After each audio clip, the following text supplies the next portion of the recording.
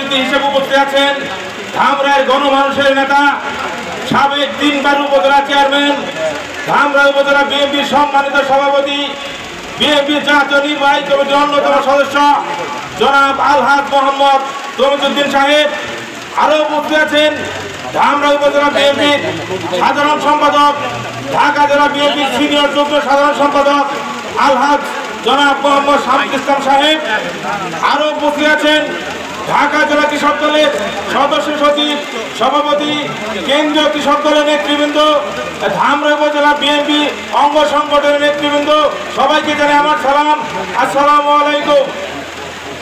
সংগ্রামী সাথী ও বন্ধুগণ, বিএনপির ভারপ্রাপ্ত চেয়ারম্যান জনাব তারেক রহমান 31 দফা দিয়েছে। সেই 31 দফার মধ্যে এই কৃষকের কথা বলা হয়েছে। স্বৈরাচারী খুনি হাসিনা সরকার বিগত 17 বছর কৃষকদের ন্যায্য মূল্য থেকে বঞ্চিত করেছিল। বিএনপির ভারপ্রাপ্ত চেয়ারম্যান জনাব তারেক রহমান বলেছে, আগামীতে আপনাদের ভোটে যদি বিএনপি ক্ষমতায় আসতে পারে তাহলে কৃষকদের স্বল্প মূল্যে সার, বীজ, কীটনাশক দেওয়া হবে এবং তাদের শস্যের পর্যাপ্ত মূল্য দেওয়া হবে।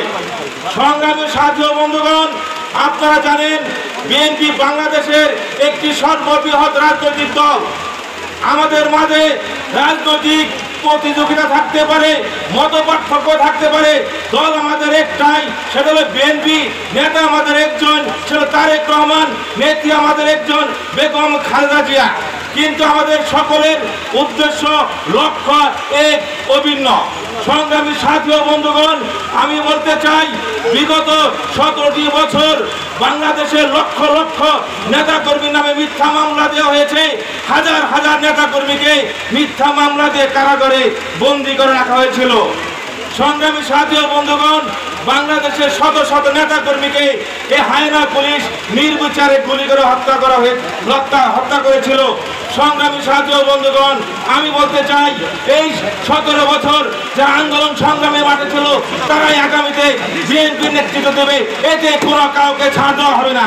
সংগ্রামী সাথী ও বন্ধুগণ, আমি ধামরাই উপজেলার বিএনপির অঙ্গ সংগঠনের সকল নেতৃবৃন্দ বন্ধুকে বলবো, স্বাধীনতা অর্জন এখনো শেষ হয়নি। সেদিন আমাদের স্বাধীনতা সফলতা লাভ করবে বাংলাদেশে একটি অবাধ নিরপেক্ষ নির্বাচনের মাধ্যমে।